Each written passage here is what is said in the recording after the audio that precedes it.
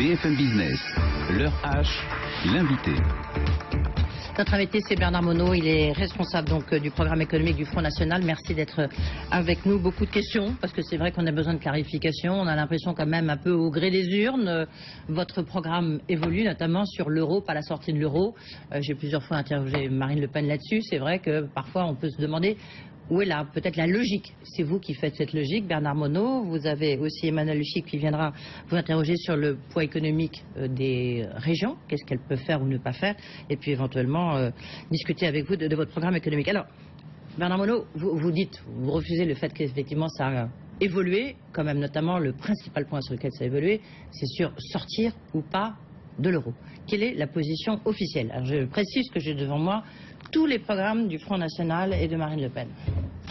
Écoutez, tout a été remis à plat précisément en 2008, le programme de patriotisme économique, de protectionnisme intelligent. Et depuis 2008, la doctrine du Front National sur la monnaie unique, c'est le passage au nouveau franc français, enfin le passage à la monnaie nationale dans les 19 pays de la zone euro, coexistant avec un euro monnaie commune. Voilà. Alors, qu'il y ait eu des raccourcis ou pas, c'est possible. Oui, non, mais reprenez effectivement le programme de 2012, c'est tout à fait expressément. Non, la question maintenant, c'est de savoir si éventuellement il y aura un accord avec l'Union européenne pour savoir si on peut sortir. Il y aura un référendum. Donc, on est déjà dans une problématique un petit peu décalée. Alors, notre souhait, si vous voulez, c'est d'ouvrir un grand sommet avec les institutions, donc la Troïka, la BCE, l'Eurogroupe, la Commission européenne, etc., pour mettre sur la place, si vous voulez, les problèmes que nous rencontrons, notamment, effectivement, avec l'euro. Donc, si au bout de quelques mois de négociations, ça ne se passera pas, en tout cas, comme avec M. Tsipras et avec la Grèce, nous aurons la volonté, si vous voulez, de sortir de l'euro monnaie unique s'ils n'accèdent pas à nos desiderata. Et à partir de là, on lancera un référendum sur l'Union européenne avec différents critères, dont la monnaie, bien entendu. Mais ce sont des critères globaux, territoriaux, légaux, monétaires, etc. Sont acceptés, à ce moment-là, vous restez au sein de l'euro. Absolument. Non, pas de l'euro, de l'Union européenne. Et de la zone euro, monnaie commune. C'est-à-dire, en quelque sorte, si vous voulez, nous souhaiterions être comme le Royaume-Uni, qui a sa monnaie, qui a sa banque centrale, qui a ses frontières, hors des accords de Schengen, qui maîtrise son budget et également contrôle son système bancaire. Si ces 5 critères sont respectés, nous sommes d'accord pour rester dans l'Union européenne. Il faut rappeler qu'aujourd'hui, a priori, si on en croit les textes, quand on sort de l'euro, on sort aussi de l'Union européenne, si on ne négocie pas, évidemment. Je vous garantis que quand la France négociera, ils seront très attentifs et c'est quand même le cœur politique de la zone euro et de l'Union européenne. La position, c'est celle de la Grande-Bretagne, c'est d'avoir votre monnaie, le franc, l'euro. Le nouveau franc, c'est un franc français égale un euro monnaie commune. Et puis après, d'avoir la même position que la Grande-Bretagne. En quelque sorte, exactement. La France de Marine Le Pen, ce serait un État souverain comme le Royaume-Uni. Bernard Monod, le succès de votre...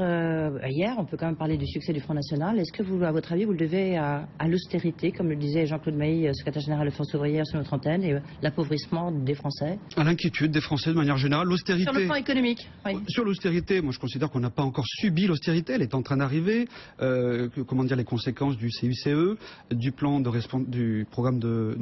responsabilité voulu par Hollande et M. Gattaz du MEDEF.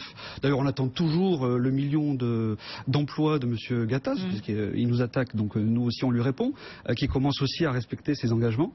Et à partir de là, si vous voulez, l'austérité, si on continue dans ce modèle ultralibéral et mondialiste voulu par l'Union européenne, on l'aura, cette austérité, notamment sur le système bancaire, puisque je vous informe que le 1er janvier 2016, les Français vont subir la nouvelle législation sur l'union bancaire, qui est pour nous un fléau démocratique qui va frapper l'ensemble des clients dans les banques en cas de difficulté du système bancaire. Et croyez-moi... c'est l'inverse, c'est fait au contraire pour protéger. Ah non, mais protéger quoi? Pas certainement les clients. Il n'y a qu'à voir les Chypriotes, comment ils ont été traités en avril 2013. Au-delà de 100 000 euros. Oui, donc c'est pas tout le monde. C'est pas forcément pour le moment, c'était le cas 100 000 euros pour des banques chypriotes qui sont de taille petite. Imaginez une grande banque française qui soit en difficulté, le seuil sera largement diminué, malheureusement. Bernard Monod, c'est lorsque je vous écoute, j'ai l'impression d'avoir presque un frondeur, enfin quelqu'un quand même à gauche ou du front de gauche, parce que vous avez exactement le même discours. Ça vous frappe pas? pas. Mais les fronts de gauche ne parlent pas comme nous, les communistes ne parlent pas comme nous. Simplement, d'abord les communistes sont des internationalistes, nous sommes des patriotes. Non, mais j'ai dit front de gauche, voire les frondeurs. Oui. Voilà, mais ce sont tous des internationalistes. Nous sommes pour la patrie, un programme patriote, et eux sont pour la mondialisation, l'internationalisation, comme l'UMP et le PS, entre parenthèses. Ils sont pas vraiment pour la mondialisation, moins qu'on puisse dire, en l'occurrence. Ah si, monsieur Besancenot, tous les communistes sont pour l'internationalisme, que je sache.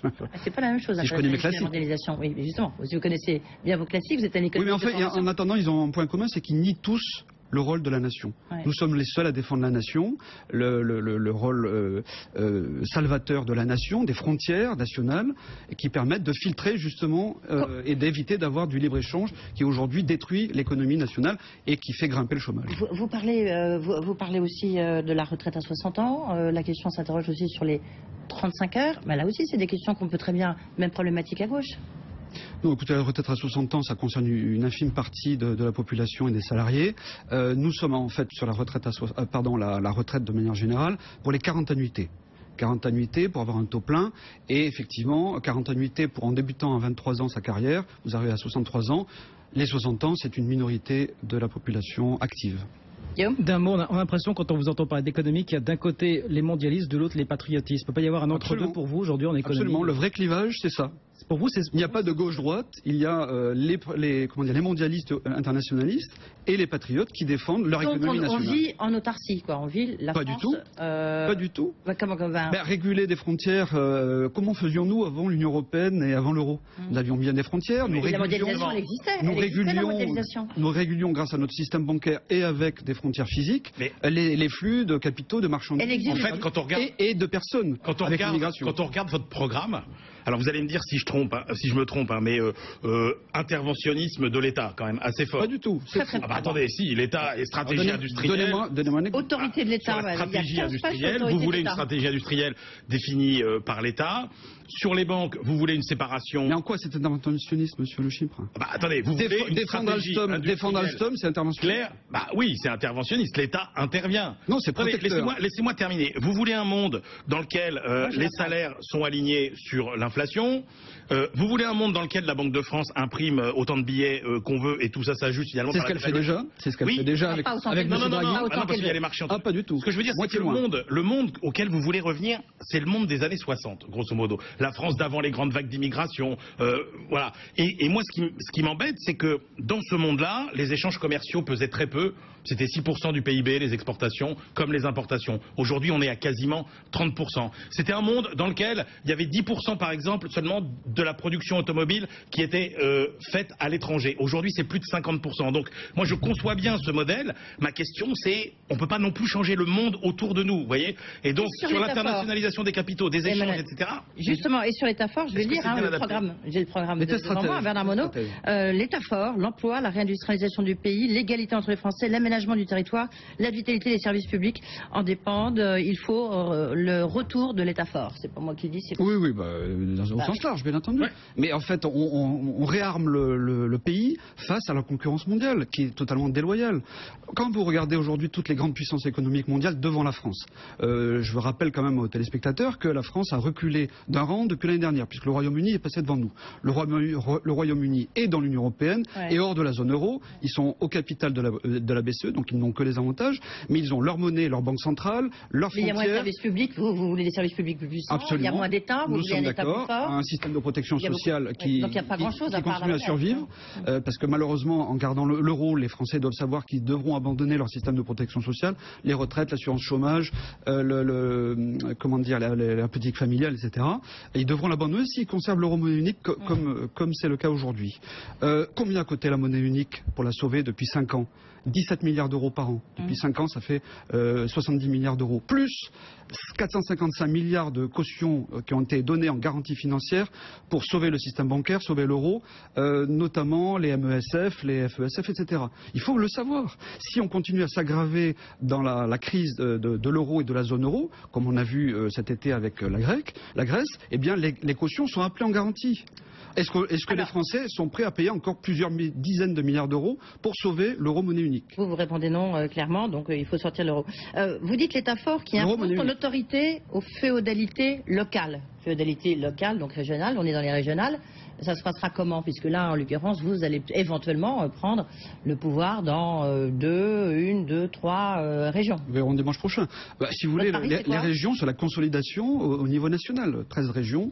Donc, si vous voulez, ce sera du patriotisme économique au niveau national pour sauver les fleurons industriels français, pour réindustrialiser, pour réinjecter de la richesse dans le pays. Je vous informe quand même qu'il y a une hémorragie de 150 milliards d'euros par an depuis près de 20 ans en France, entre les déficits intérieurs, les déficits extérieurs, plus 50% des dividendes des grandes entreprises qui fichent le camp à l'étranger. Ça, on peut le diminuer et réenrichir la France. Et pour vous, réindustrialiser, c'est la garantie. Réindustrialiser, c'est la garantie d'une croissance retrouvée, saine, soutenue. C'est déjà de l'emploi. Qui dit emploi dit salaire. Qui dit salaire dit demande intérieure. Voilà. Donc on veut inverser la spirale infernale. Qui sera laminée par la baisse de l'euro, on est d'accord. Mais monsieur Le Chypre, l'euro a déjà baissé depuis 18 mois. Vous êtes justement, je vous cite un exemple. 20% de dépréciation euro-dollar depuis 18 mois. Du coup, vous savez ce qu'ont annoncé les grandes sociétés de textile, qui habillent, etc. Elles vont augmenter leur prix de 5% l'année prochaine parce que la baisse de l'euro leur a fait perdre 20% sur leur pouvoir d'achat dans les pays asiatiques. Donc, il faut être clair, la baisse de votre monnaie unique, c'est de la baisse de pouvoir d'achat pour les consommateurs. Mais c'est déjà la monnaie unique qui a baissé depuis 18 mois. Mais votre monnaie, vous êtes bien d'accord qu'elle sera encore plus faible. Oui, mais elle va aussi nous permettre d'être plus exportateurs. Vous êtes d'accord avec moi? A priori, bien sûr. Bon, c'est le but de la manœuvre. Et donc la mondialisation, c'est pas si mal que ça quand même. Notre problème, c'est pas par rapport à l'extérieur de la zone euro, puisqu'on a déjà déprécié et on voit qu'il n'y a pas plus d'embauche, il n'y a pas plus de croissance économique, bien au contraire. Le problème, c'est le taux de change intra-zone euro. Pour avoir la compétitivité prix entre l'Allemagne, la Belgique, les Pays-Bas, etc., il faut rompre et faire sauter le verrou du taux de change fixe dans la zone euro. Et là, vous regagnez tout de suite 20% de compétitivité prix par rapport à l'Allemagne et les Peugeot seront beaucoup plus vendus en volume parce qu'elles coûteront moins cher par rapport au reste de la zone euro. Tout aura quand même un peu volé en éclats parce que pour l'instant rien n'est dans les traités, en l'occurrence pour sortir de l'euro. Madame, ça se négocie les traités. C'est ce que va faire M. Cameron l'année prochaine d'ailleurs. Oui, mais lui il n'est pas dedans. Il n'est pas dans ce traité en l'occurrence. Juste rapidement, parce qu'on va faire le chiffre de Emmanuel. Sur les régions, qu'est-ce que vous allez faire si jamais vous avez... Quels seraient les 30 premiers jours de nouveaux présidents ou présidentes de région? Moi je ne suis pas candidat au régional, mais il faut demander ça aux têtes de liste.